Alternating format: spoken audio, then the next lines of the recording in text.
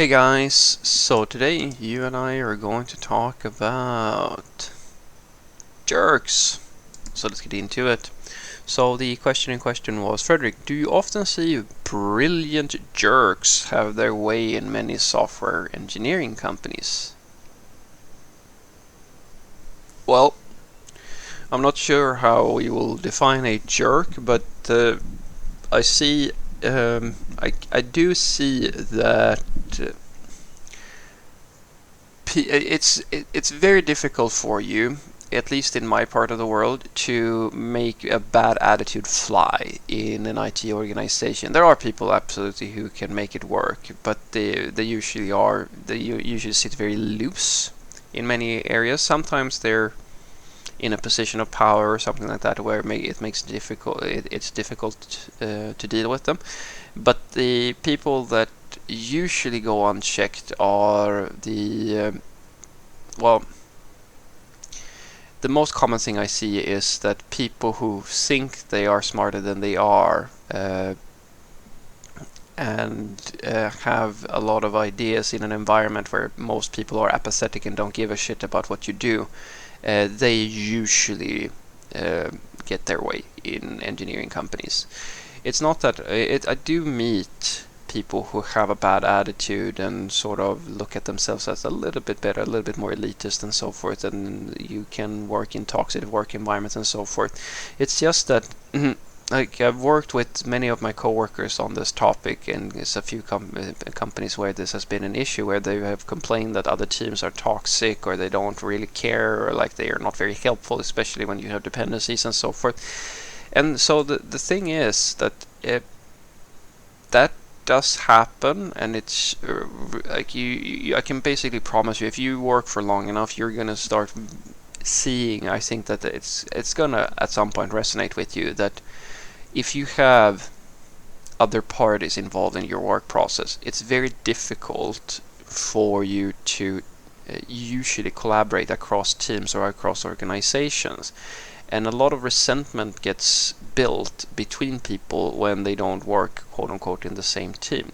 This tribalism, as I like to call it, or as many people like to call it, I see that all the time, everywhere. I don't think I've been in anything apart from the smallest companies where there is literally one tribe where that hasn't become some type of issue. Now, for me, it's difficult to give you any real insight here, because the thing is, these people are very easy for me to deal with, and the reason is because their biggest flaw, their absolute biggest flaw, is that they rely on two things to be able to operate the way they do. The first and foremost thing is that they don't get a spotlight on them. Because, as I like to say, the only way a bully can operate is in the dark. Because if you make that person very public and very accountable for their actions, it's very difficult to continue until you get fired, because the whole reason they can behave this way is either because they're in such a position of power that there is no one who's going to question them on it, or more likely because there's no one who knows how they are acting or how they behave or how incompetent they are, or like this and that. And so that's the one part. The other part is that the people that, at least the engineering department, who have this way of behaving, they think usually that they are the smartest person in the room. In many cases they are. Like, they get used to talking to non-technical stakeholders or other software developers, or who don't really care enough or so forth. Like it's almost a little bit of a narcissistic thing, where they're so used to getting their way or being smart that I don't know, they create this, they put themselves on a pillar. And the thing is, it's only the jerks who don't see that sometimes they're not the smartest person in the room. Usually. or the people who are so good that there are actually never is anybody who is smarter in the room. But when you identify that these two things are what's making all of this possible, it's actually very simple, I've always found, to deal with these sorts of situations. So an example would be when I've coached my software teams and I've talked to my old coworkers and so forth about third-party dependencies, which is a classic one where, as I was saying, you have this issue where you get a bad attitude or something like that from third parties where you need some information or something like that. And I go, well, maybe you can do this. Go and make a request to their team for the thing that you need in order to unblock yourself from doing your job. And then they don't answer. And then you ping them again a few hours later, and then you ping them again. And I usually put this reminder, a schedule. It's almost like a cron job. I could probably automate it. It just pings them relentlessly until they reply.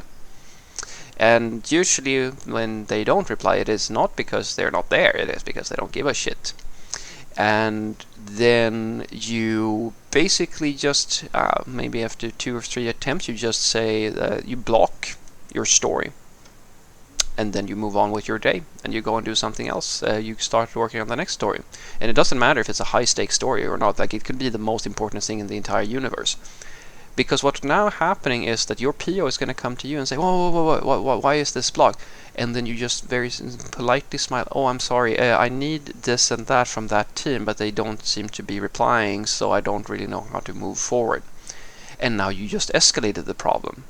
You took, as I like to say, you do hand-holding, where you take the person who wants you to build something and you stop doing the thing that a lot of people do, which is to stand in front of them as their personal hero saying that you're going to fix the thing, and instead you step to the side, take them by the hand and walk them over to the team who's stopping you, or the person who's stopping you, and just put them in the same conversation and say, I'm sorry, I've been asking this person here, you point at that person, I've been asking him or her how we could do progress here, and he seems to be very difficult to no, you don't even have to say difficult, like it seems to be difficult to get a reply here, so I'm not sure I can progress, so I was thinking I'm going to do something else until we get a reply back. And then what happens is that person is going to try, and if they have more influence than you, or because now there's 2 people at the door of this other team, and if they don't reply now, it's increasingly embarrassing, and then the next person is going to do the same thing, or like your PO is going to do the same thing, or just give up, and then the story goes away anyway. And I've done this, it has never failed, not a single time, because by the time we're done, it's very silly and it takes a million years sometimes, but it always ends the same way. It's just a matter of time before there are so many people who are trying to get, it usually stops at 1 or 2. I think I've made it up to 4 once, where 4 people from the organization, or my part of the organization, is trying to connect to them on the other side. They will get back to you, I promise you. But the problem usually my software developers don't get is that it's when it's just you, they don't feel like they're obligated to help you. And that's why the hand holding is so powerful. Sometimes I even go to the user, I take the user by the hand and I go and say, that's the team that is, I need to do this and that, otherwise we can't make progress. And then they are wondering, okay, why aren't they not helping you? And you just shrug and say, I don't know.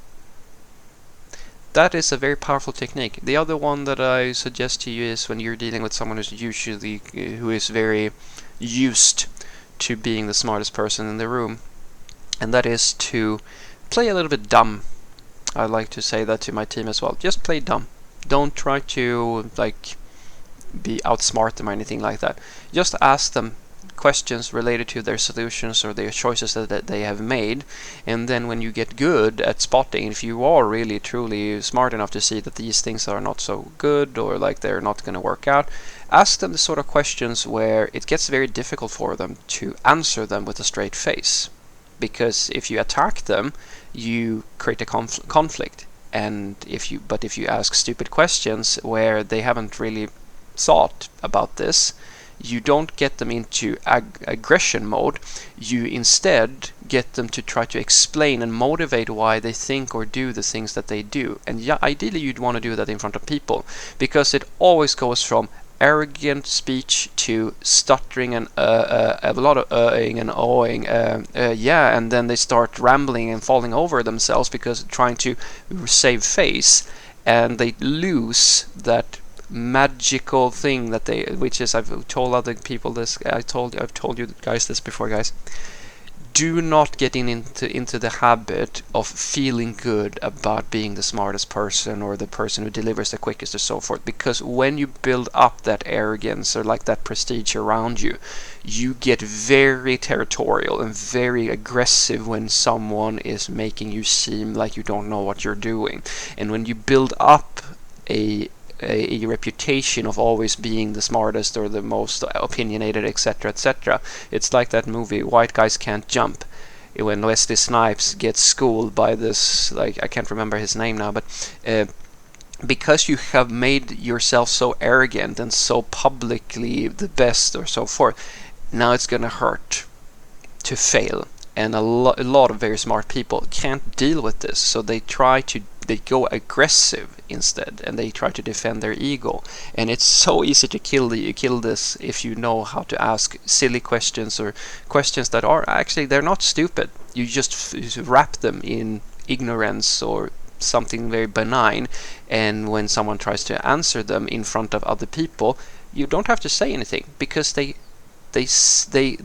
other people in the room, they can see that this person actually doesn't know the answer.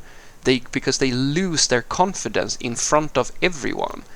And that, my friend, is a gigantic fireworks show for anybody who's used to talking to this person who is always this arrogant know-it-all who has the answer to everything, and all of a sudden they don't. And that contrast shift is enormous. So what I want you to take away from this is that, yes, I do see a lot of people who sometimes have a bad attitude, or like aren't so friendly in software, or usually think that they're the smartest person in the room, get whatever they like, they can do a lot of stuff, because usually as engineers we have a lot of influence if we are in the right positions or so forth and so forth.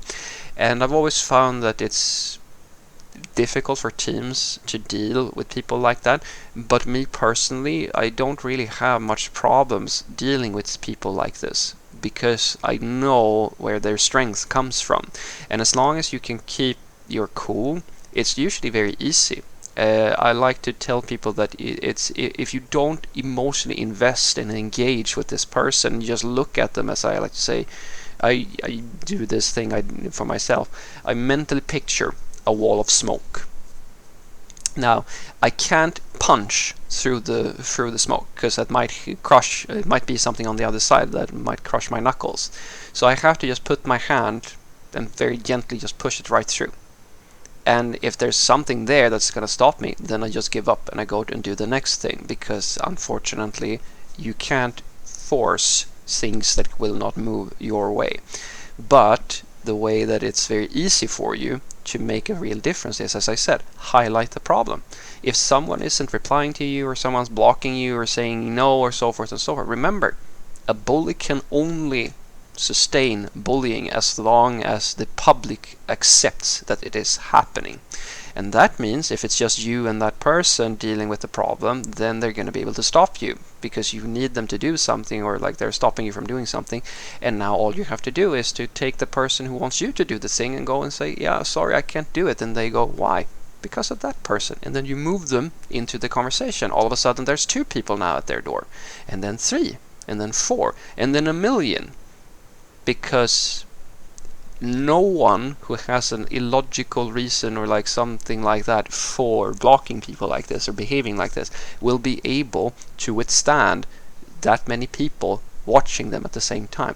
They're not going to find that very pleasant at all. And if it turns out that they have a legitimate reason for saying no, then everybody who wants you to do something will understand that, and then okay, then we don't do this thing, and you go unscathed out of the situation. It's not you who failed, it is you who can't make progress because you have a blocker somewhere, if that makes sense. And then the other part is, as I said, if you're dealing with someone who is a little bit of a know-it-all, who talks down to people or behaves like a jerk and usually gets what they want, and you can spot their flaws in their approach, don't attack them, don't question them outright, because they're very used to defending themselves and going into reptile defense mode. Just benignly, almost like a junior level software developer, ask, oh, how are you thinking about this? I'm very curious, and like be very friendly, and then ask very uncomfortable questions. You can start with simple questions about their ideas, and then you can ask things like, oh, but it seems like this and that is going on. Have you thought about this? And if that's not the case, what about this scenario? And if you really are onto something that they haven't thought about, you will see their arrogance drop very quickly. It's the same thing when you're dealing with someone who has quote-unquote a lot of years of experience, and then you ask them about something, and then they all of a sudden go from confident to if they and that means that they don't really know. Have a great day.